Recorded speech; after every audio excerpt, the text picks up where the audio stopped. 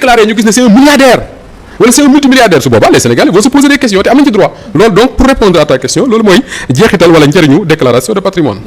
alors beneen ponk muy libération de certains présumés homosexuels. mu doon tamit loo xamante ne ñu bëri ñu ngi si yàbbi jëmee si lu nu mel naka nga accueillir boobee nouvelle également. bon comme tous les Sénégalais wala boog comme ñëpp ci Sénégalais yi étonné d'abord parce que dossier bi nga xam ne moo yóbbu ñu ngay tudd nii ci bëri en prison daanaka dossier la boo xam ne Sénégalais dañu ko doon vivre en direct tey bu ñu waxee ne am na ci ñoo xam ne dañ leen di bàyyi dootu ñu leen topp dara parce que charge yi ñu jàpp ne moom lañ tegoon seen kaw diisul diis goo xam ne war nañ leen a mën a yóbbu procès d'abord ngay accepter que le juge d'instruction bu décidé loolu moom moo tiim dossier am di ko instruire à charge et à décharge comme on dit. beneen bi mooy man foofu laa bëgg a insister surtout Safiatou mooy surtout ñun ñi nga xam ne ñun ñoo nekk ci médias yi nañu respecter le travail bi nga xam ne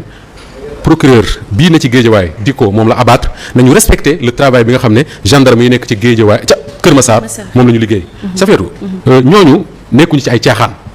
ñooñu nekkuñu ci ay rumeur ñooñu jàppuñu nit parce que y a des rumeurs ñooñu jàppuñu nit parce que benn Moustapha Diop moo toog ci teleem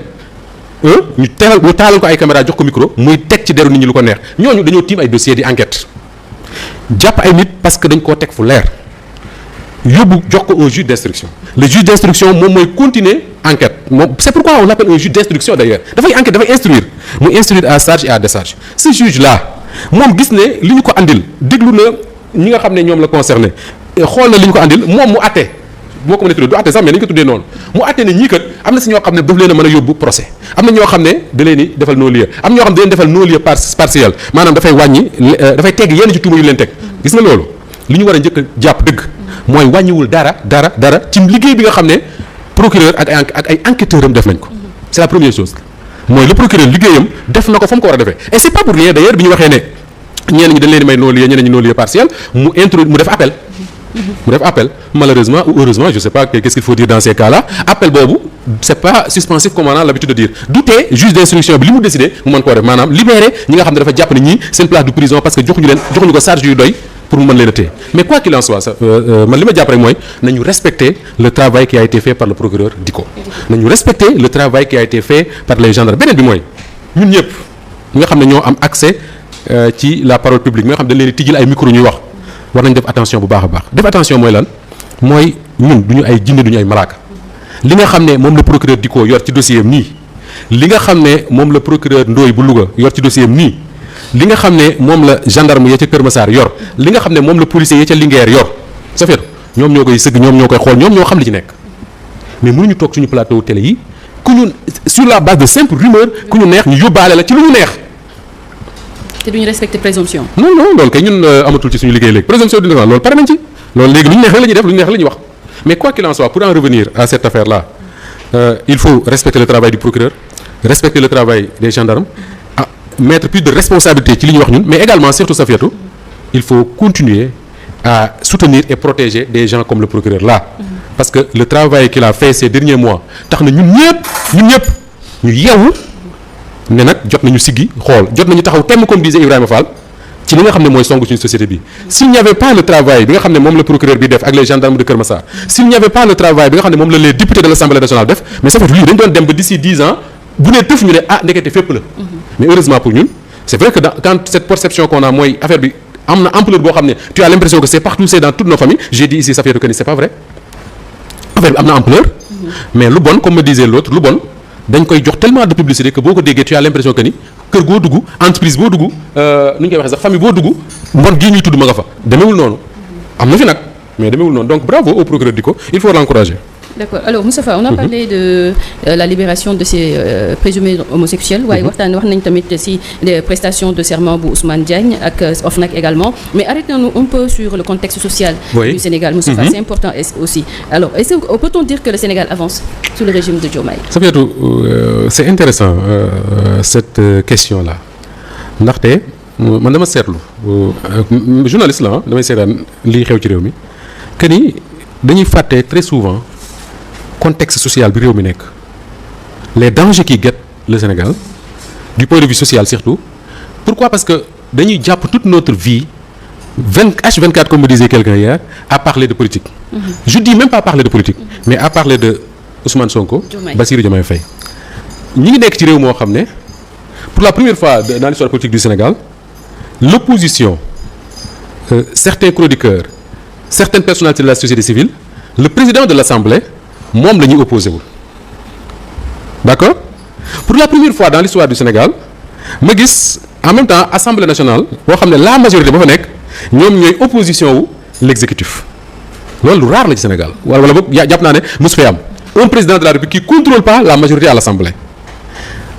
et j'ai l'impression que dans cette affaire ñi nga xam ne ñooy gën di perdre dinaa ñëw ci contexte social bi ñi nga xam ne ñooy gën di perdre mooy ñi nga xam ne tey ñoo waroon a incarner dëgg-dëgg l'opposition parce que Sénégal dañu wax ne régime présidentiel la non bu ñu falee président bi la ñuy opposé wul ñi nga xam ne ñooy opposé wu au président mooy ñi nga xam ne ñoo dem élection ak président daan leen d'accord ñi dem élection ak président mooy Amadou Ba mooy l'APR mooy les autres yi nga xam ne ñoo fi nekkoon ñooñu le président de la République Bassirou Diomaye Faye daan en mars 2024 mais ñooñu tey ci seen discours de tous les jours jàpp ma ne ñoom def Bassirou Diomaye Faye dañ ko def adversaire c'est quelque rare comme Barthélémy Dias par exemple ngay dégg mu naan Diomaye ak Sonko yëpp c'est la même chose mais pour les autres ñoom le problème l'adversité politique ci Sonko rek lañ ko jëmale le président de l'Assemblée or dañu nekk ci réew moo xam ne président de l'Assemblée définirul la politique de la nation tànnul premier ministre bi tànnul les ministres li nga xam ne mooy doxal réew au quotidien du moom moo koy def un premier problème loolu yóbbu ñu ci ne ñun suñu débat yëpp finalement depuis en tout cas des mois surtout bi nga xam ne Ousmane Sonko jugee na ci gouvernement ba léegi c'est le débat c'est entre Sonko ak Diomaye depuis que ñu créé le parti Kiraay c'est entre Kiraay ak le PASTEF ci moment boobu pour répondre à cette question on oublie ci ban contexte la ñu nekk ñun dëgg-dëgg Sénégal le contexte social bi ñuy dund ça fait Sénégal ban année la ñu indépendant 1960 60 ak léegi mi ngi ci 66 ans d'indépendance am na ñaata président 5 Senghor Abdou Diouf Abdoulaye Wade Macky Sall tey Bassirou Diomaye Faye président yi ma tudd nommé nañ fi ay premier ministre yu bëree bëri su ma leen doon lim fii dina am ñoo fàtte premier ministre yooyu ñu tudd nommé nañ fi ay dizaines et des dizaines de ministres au Sénégal ay dizaines et des dizaines de DG au Sénégal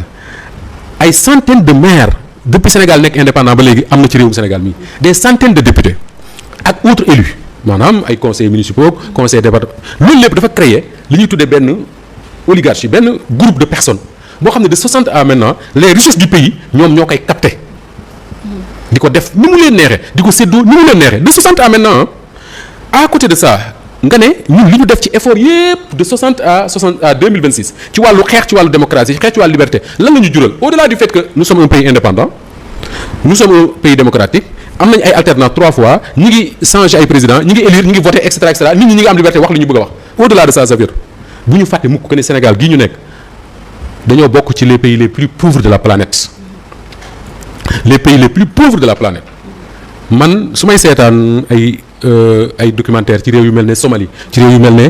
Afghanistan ci réew yu mel ne Afrique centrale et cetera da nga naan nañu sant yàlla ñun Sénégal parce que ñun au moins ñu ngi vivre ci jàmm mais au-delà bu ñu réaliser jàmm jooj ba pare ñun lan la ñu war a aspirer wu mooy développer réew mi ñu bokk mais réew moom bu ñu ne laa 60 ba 2026 ñu ne la bokk na ci réew yu gën a ndóol ci àdduna bi ça veut dire que ñun effort yi ñuy def yépp lan la jur pour enrichir benn groupe de personnes ay président ay premier ministre ay ministre ay DG ay député et cetera ñooñu la ñuy enrichir ak seen i ñooñ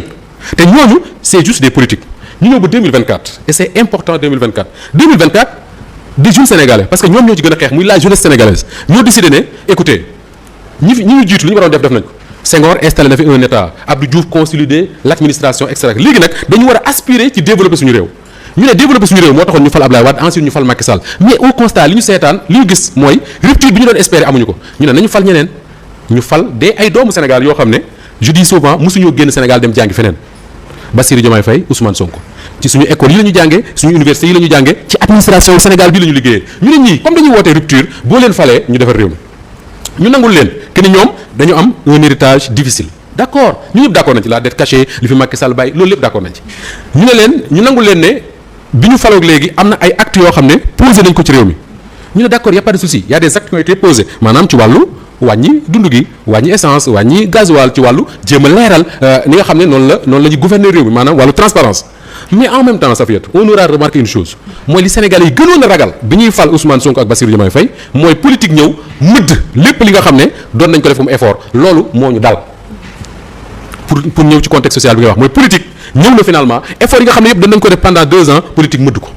léegi nga ne suñu tollee ci juin ban mois la nekk août 2026 ci ban contexte la Sénégal nekk Safiatou nañ jël wàllu politique ak li mu àndal yëpp ñu teg fële ñu taxaw ñu xool ci ban contexte lañ nekk Safiatou màggalu Touba gii ñu génn yàlla suturaal na ñu doon màggali ba fan yi màggal ga taw amu fa wala boog benn taw la fa am su ma juumul mais ba ñu jugee màggal quartier yu bari ci Touba tey ndox nangu na ko Ngiraaneen gii ñuy tudd ci la bokk am naa ci sama téléphone bii des images de Daaru Minam bi nga xam ne kër Serigne Mountakha Bachir Mbacké fa la nekk le khalife général des Mourides mbedd ya ndox mi da koo nangu ba ci balaal morgue bi nga xam ne fa la ñuy waajale néew yi nga xam ne ñoo faatu foofu Sénégal te ni mu amee je donne l'exemple de Touba parce que fa la taw bi ëppee pour le moment mais rien ne nous dit tey bu taw bi continuer te yàlla na continuer baykat yi loolu lañ soxla du laal yeneen gox ci biir Sénégal benn ñaareel ba li ñu tuddee Safiatou le pouvoir d'achat des Sénégalais le pouvoir d'achat des Sénégalais ana ban Sénégalais rek moo ñemee taxaw ne tey Sénégal 2024 ak 2026 seen pouvoir d'achat yokku na xam nga lan mooy wane pouvoir d'achat bu yokk mooy yow li nga mënoon démb nga mën ñaar wala benn genn wàll tey est-ce que loolu am na tey Sénégalais ñëpp ay jooy beneen tey da ngay sentir benn affaire mooy dañu nekk man j'ai l'impression que ni état bi ñu am dafa xaw a défaillant ci domaine yu bëree bëree bëri ñu jël exemple ci contexte social bi ngay laaj sax sécurité tey jigéen ñiy génn fajar wala ñi nga xam ne dañuy liggéey guddi wala sax bëccëgu dara kam ngay gis fii ci réewum Sénégal ñu fiy agressé ay nit dëgg loolu dëgg combien de fois nga fi gis ñu diffuser ay images de caméra de surveillance bëccëg ay nit ñëw dawal scooter wala xawma lan attaqué ñiy def transfert d'argent là jël la ñu am yóbbu xaaratuñ guddi dañ koy def bëccëg ci réewum Sénégal mi lay am en 2026 Safiatou dawal ci Ndakaaru gii wala nga génn ci Ndakaaru